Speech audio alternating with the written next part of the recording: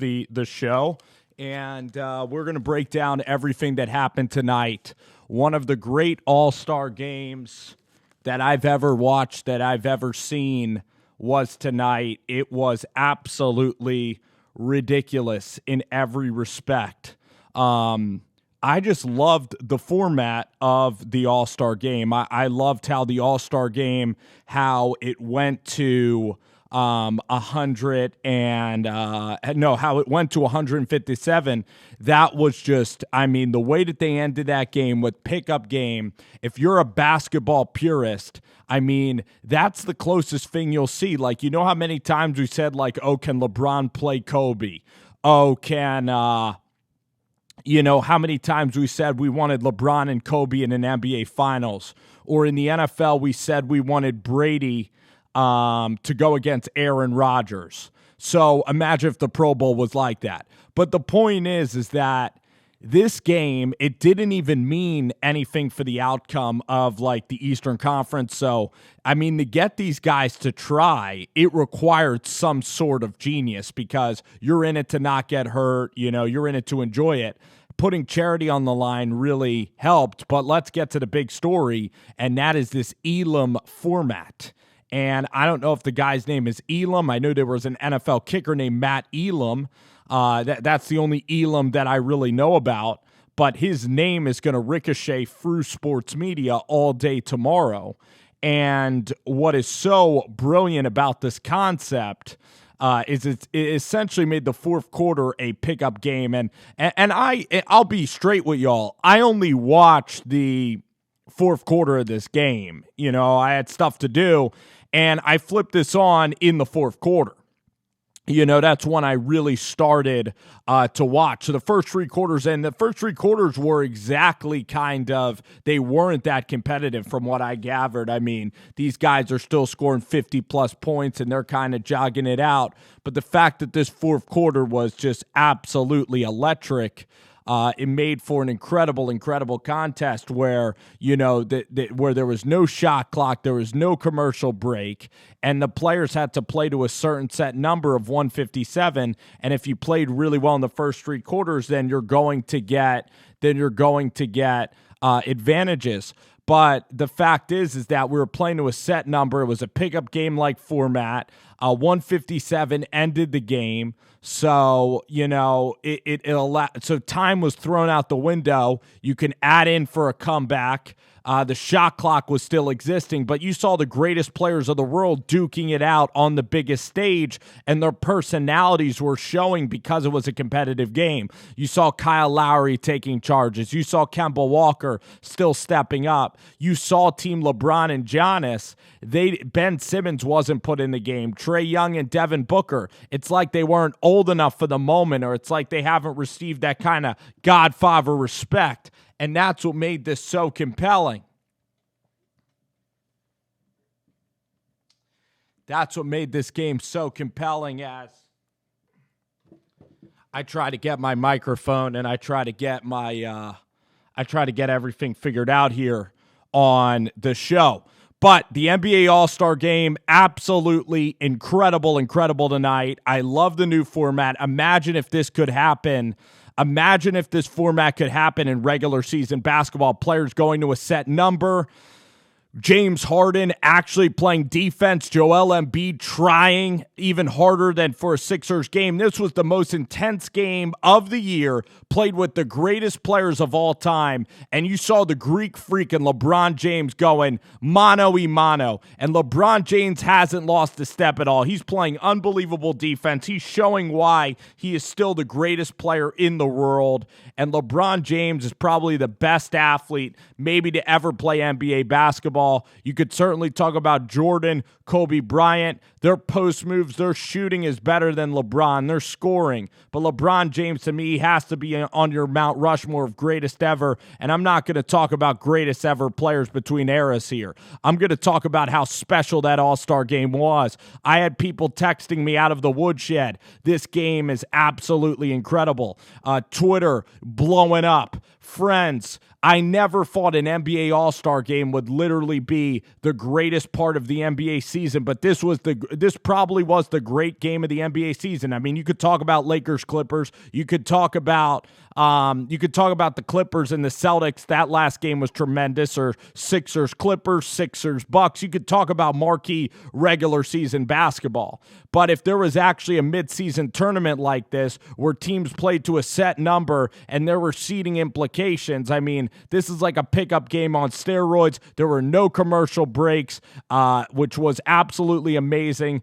Also, you had teams shooting for three at the win, gunning for three to win the game. If this game was played in home stadiums, I mean, NBA fans would absolutely go wild. The more you think about it, the more you love it.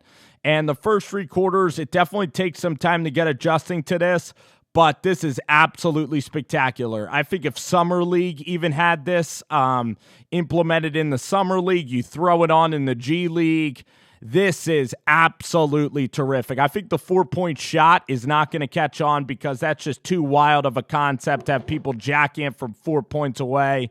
I don't really like that. I think it would be like too crazy. But this was an epic success, and this was a game changer because the NBA All-Star Game was so boring throughout its time because you'd only get guys trying in the last 3 minutes, and it would just be, them running around, throwing up threes, alley-oop jams, nobody playing defense. But the fact that you saw charges, the fact that you saw Nick Nurse and Frank Vogel getting involved in a freaking All-Star Game, the fact that you saw LeBron, Embiid, fouling, hard hits. You could tell who the alpha of that game was. You could tell who an alpha is in a pickup game scenario even more than playing on an NBA basketball floor. And James Harden did rise to the occasion. He did make that three. I thought everybody represented themselves well. I mean, Kemba Walker, he actually had a poor showing in the game, actually, down the stretch, but Kemba is still fearless. Bronx, New York, he's tough. He's still fearless and respected. Kyle Lowry, tough in that game. Then you look at the other guys. Chris Paul, good defender, couldn't knock down shots, though, but it was Chris Paul, LeBron, Kawhi Leonard, and then the Greek Freak was pretty much holding his team up at the end. I mean, it was Siakam, it was Embiid, it was all of the Europeans, and then you had the 2 point guards there. So it was all of the, international stars versus the U.S. pretty much with Team LeBron. And the way that this was, this was the best All-Star game, and 95% of people, love the competition. They love seeing this out of their players. They love seeing this get chippy. They love to see competition. NBA fans want to see guys competing, and this format absolutely allowed it to happen. It was a massive success. Now, could it become hokey in a real NBA regular season game? Maybe.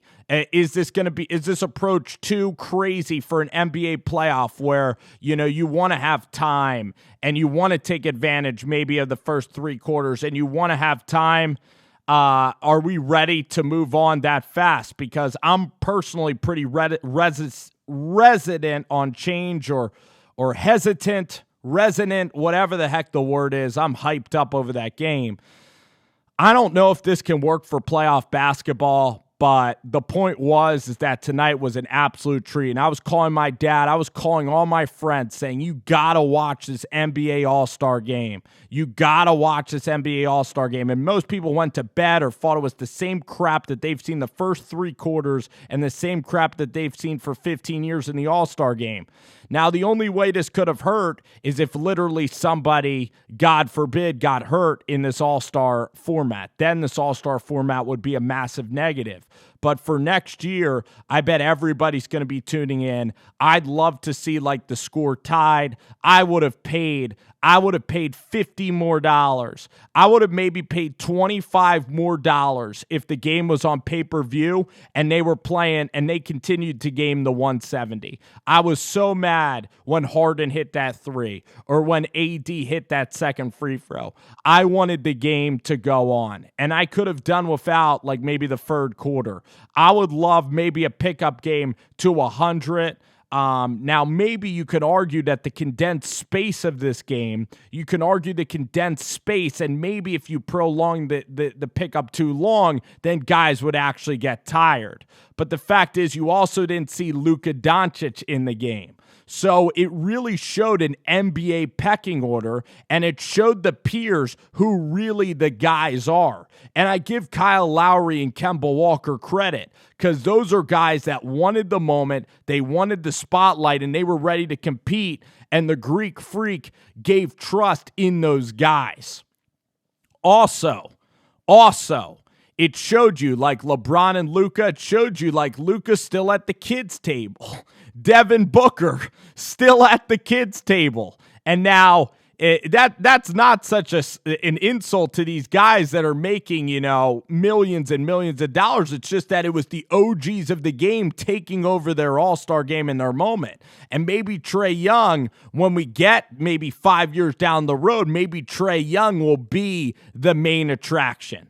But in that game, we saw James Harden, Kawhi Leonard, Anthony Davis. We saw the best of the best, and Siakam out there on the floor with Kyle Lowry. Kyle Lowry, a veteran, a guy who's willing to be in the limelight, take the big shot. Fearlessness from Kyle Lowry. Philly tough. That game was tough.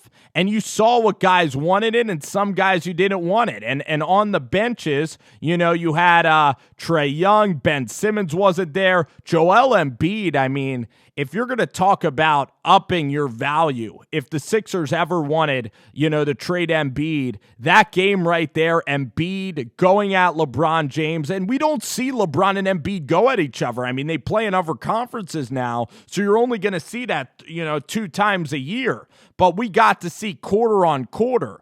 We got to see quarter of LeBron James going at Embiid, and we saw matchups, inter-conference matchups going down. It was such a treat to watch. We saw teammates working with each other that never worked with each other before. I mean, I would even possibly look at extending another all-star game because that game was such beautiful basketball. I love seeing the coaches get intense. I love seeing officials have to make decisions. Well, I didn't love seeing the officials, but I loved the conflict that game represented. And it just was such a special moment for NBA basketball. And it's one that's so universally loved. I don't know who could not like seeing the best players of the world duke it out in an all-out pickup game, in the best style pickup game that you can ever imagine for an all-star weekend, and see who the true alphas are in the league when push comes to shove. And the NBA in this format, this one format, was the Joe Brady of formats. They put that format in, and it changed everything instantly in a spectacular way.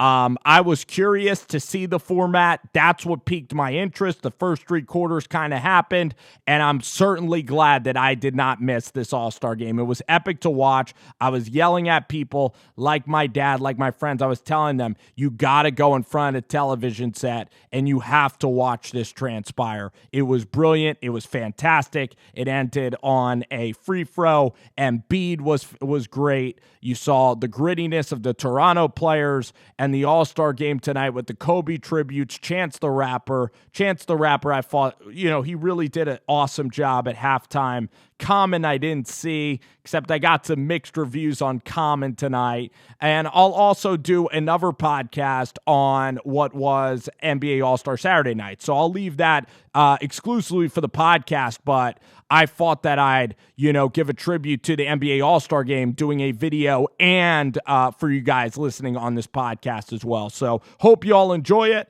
Gonna release this tonight. That was so much fun. I cannot tell you. I am lit up. I am super excited, and I'm fired up. It was one of the great sporting events that we've had in basketball and in this calendar year. It was a phenomenal night. I cannot say that enough.